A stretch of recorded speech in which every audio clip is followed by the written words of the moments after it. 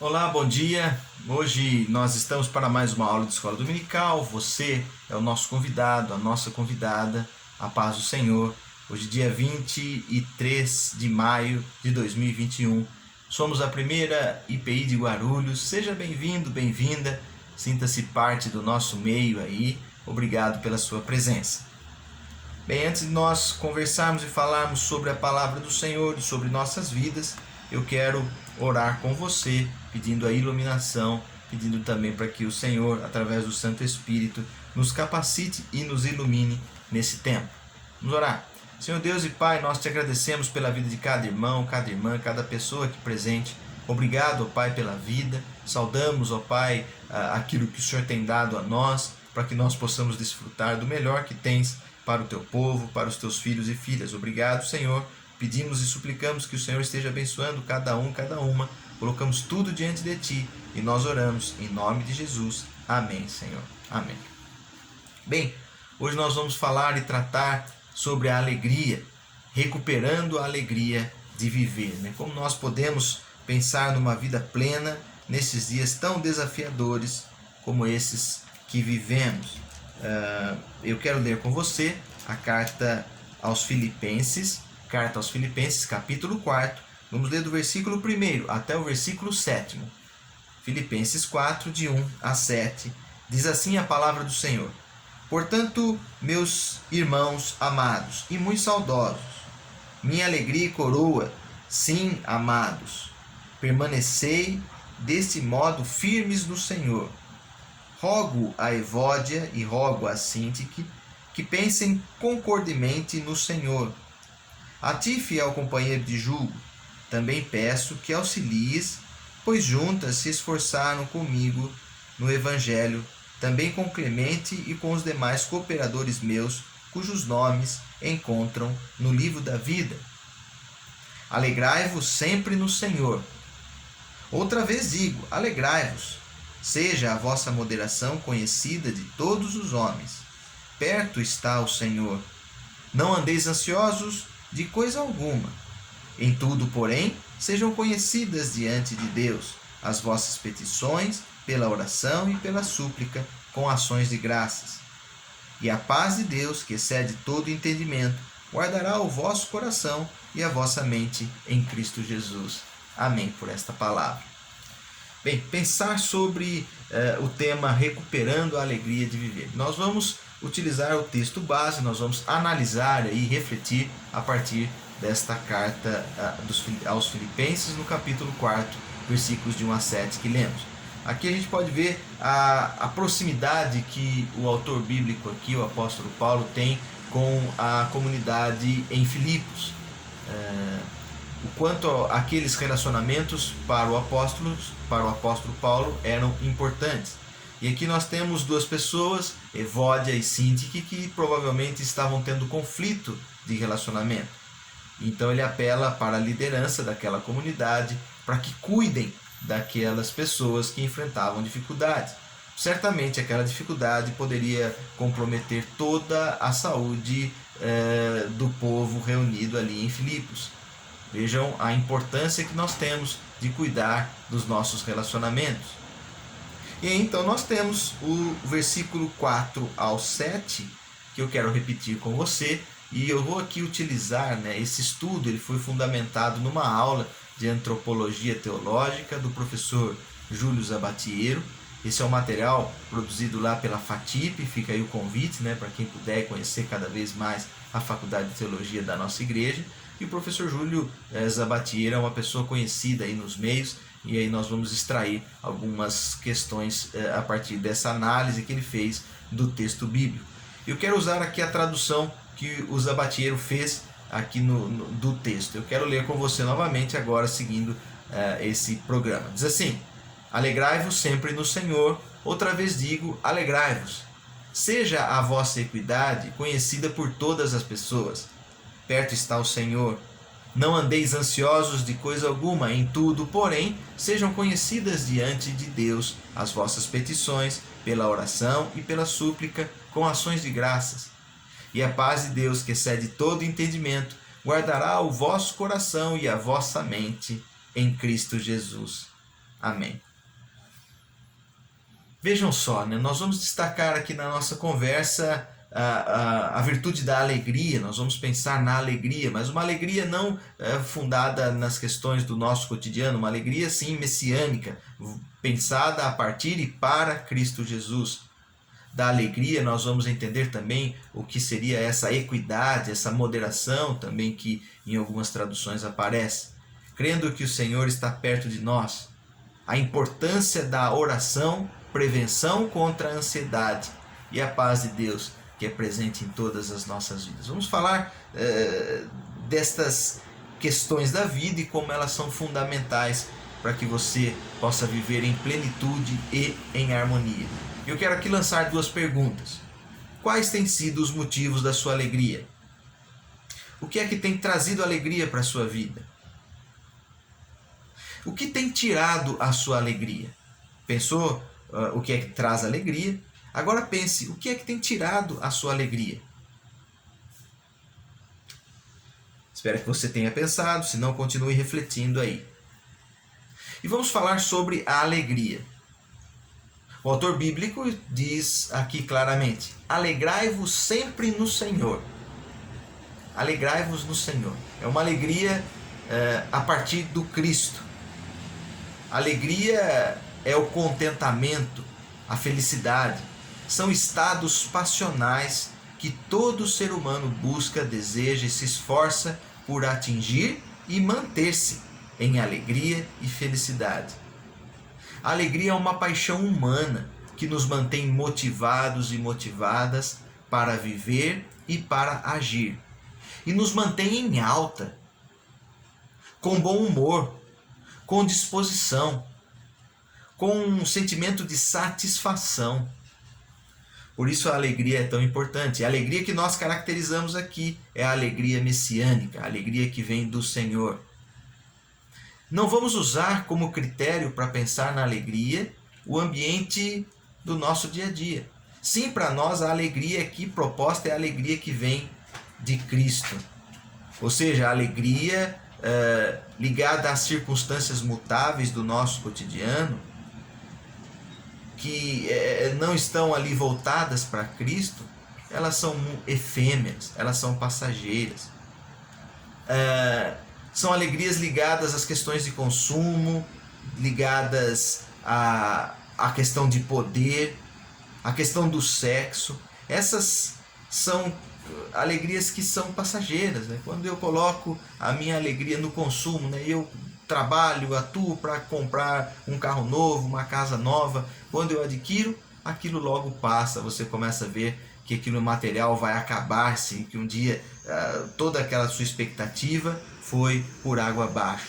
Quando eu penso no poder, né, no cargo que eu enxergo, visualizo, atinjo aquele cargo, vem as responsabilidades, passo a viver em tristeza. No sexo, né, muitas pessoas pensam que a alegria está no ato sexual, também é passageira, né? O que traz alegria é a intimidade do relacionamento, e isso só pode ser conquistado a partir de Cristo Jesus.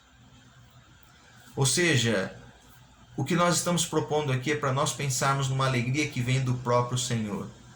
Do ponto de vista que as energias psíquicas, que são curadoras para os nossos males, aqueles males que afetam a nossa alma, mente, coração e corpo, essa alegria que preenche esses espaços só pode e vem do Senhor. É esta alegria que nós queremos propor, pensar, sobretudo vivermos nesse contexto. Depois da alegria, o autor fala em moderação, e aqui na tradução do Zabatiero fala em equidade. Vou repetir aqui, o texto diz: seja a vossa equidade conhecida por todas as pessoas. O termo grego traduzido por equidade, ele possui várias conotações, que vão desde mansidão, tolerância, até bondade e gentileza. O professor Júlio aqui optou por equidade a fim de ressaltar a pluralidade dos sentidos dessa palavra. Uma pessoa equitativa, ela não luta por direitos que não lhe cabem, mas também ela não se deixa subjugar por injustiças. Ela não exagera nas suas convicções, não excede. E nem tampouco desmerece as outras pessoas. Sabe enxergar as diferenças e tolerá-las. É gentil, generosa e convive bem com todos os tipos de pessoa. É essa universalidade de disposição para bons relacionamentos que o autor do texto aqui destaca. Que nós possamos cuidar, dos nossos relacionamentos de maneira equilibrada, equitativa, não desmerecer, tolerar sempre que possível. Esse é o contexto de sermos pessoas equitativas. Também fala sobre a ansiedade, que o tema também da leitura nossa é tratar da ansiedade. E aqui é uma ordem, quase que uma ordenança. Não andeis ansiosos de coisa alguma. Nós não podemos ficar ansiosos com coisa alguma. A ansiedade é justamente o oposto da alegria. A paixão da ansiedade, ela ocorre quando nós não conseguimos os objetivos que nós planejamos e desejamos. E então ficamos ansiosos quando as coisas não acontecem da nossa maneira. Porém, quem vive na alegria do Senhor não precisa e nem deve ficar ansioso ou ansiosa, preocupado ou então assoberbado com as coisas dessa vida. Eu te desafio a lembrar do Sermão do Monte. Lembre o que diz o Senhor Jesus ali naquele sermão. Certamente vai te ajudar a não ficar ansioso e ansiosa.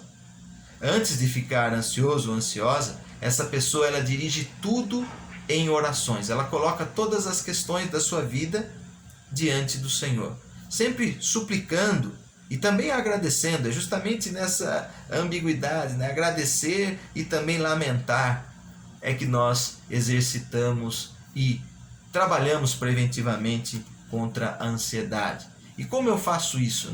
Orando, através da oração. Orar não é mero substituto para a ansiedade, é sim prevenção contra a ansiedade. Mas ela só é prevenção quando eu não olho a oração de maneira utilitarista, como daquele desenho do Aladim, que a gente esfrega a lâmpada e o gênio sai. Não.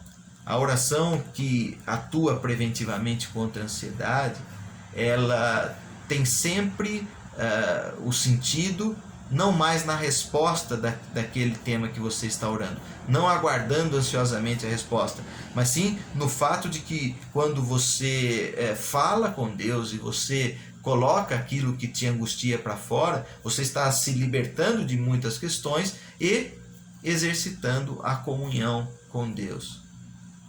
Viver em comunhão com Deus, falar daquilo que está te angustiando, é ótimo tratamento preventivo contra a ansiedade. A oração nos nossos dias é tão mal praticada e vale nós compreendermos que ela é parte existencial da vida humana em Cristo. Se nós não orarmos, nós não saberemos o que é viver em Cristo. Na medida em que quando nós realizamos, quando eu oro, eu entendo que Deus é o Senhor da minha vida. Quando eu falo com Deus por meio da oração, eu entendo que Ele é o sentido, é Ele quem comanda a minha vida. Dentro dessa perspectiva da alegria, muitos problemas pessoais poderiam ser evitados, superados, se nós tivéssemos uma vida constante em oração. Quando eu oro, eu entendo que Deus está próximo, perto está o Senhor está próximo de nós. E esse sentimento de que Deus está próximo de nós é o que nos traz paz. Sentir que Deus está próximo é saber que os sofrimentos do tempo presente eles vão se acabar.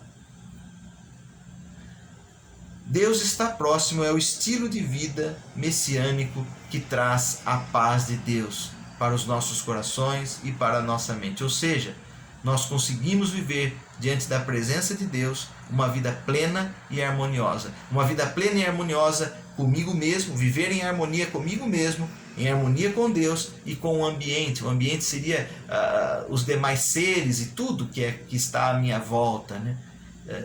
Quando Deus está próximo, eu consigo me organizar, saio deste caos.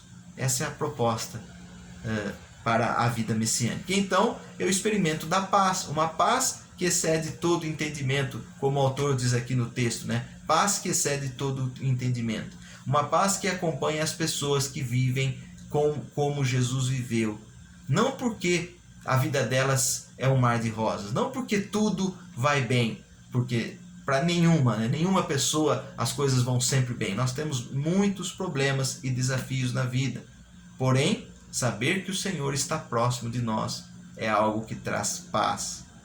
E vale lembrar, né, que quem escreveu essas palavras, ele não estava vivendo um contexto tão tranquilo assim. Paulo estava preso quando escreveu a carta aos Filipenses. E ele está falando, né, de sentir a proximidade, sentir Deus, o Senhor está próximo de nós, para que possamos provar da sua paz.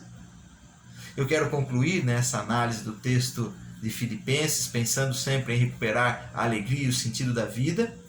A partir do texto bíblico, nós podemos dizer que temos aqui uma exortação à praxis, né? Agora é hora de nós tirarmos do pensamento e colocarmos em ação. Andar sempre ligado, pensamento e a ação. Isso é praxis, né? E os pensamentos daquelas pessoas que seguem o Messias devem ser sempre centrados numa ética messiânica, né? Num diálogo a partir de Cristo. É preciso entender aqui ética de maneira muito ligada à espiritualidade. Uma espiritualidade que nos ajuda a compreender a palavra de Deus e assim podemos colocar em prática. É muito conhecido aquela frase, né, que quem se ocupa de ajudar o próximo não tem tempo para os seus problemas. Mas aqui eu quero desafiar você. Cuidar dos problemas das pessoas é também entender os seus próprios, né? Cuidar de outro é também cuidar de si. Que você cuide da sua vida para que tenhas uma vida de alegria em Cristo Jesus, uma vida de oração, uma oração preventiva contra as ansiedades. Sinta o Senhor próximo de você, próxima de você, e experimente da paz, a paz que excede todo entendimento. Desejo que você, sua família, as pessoas que caminham contigo, vivam em paz, alegria e esperança em Cristo Jesus. Deus abençoe sua vida, a paz do Senhor. Até o próximo encontro.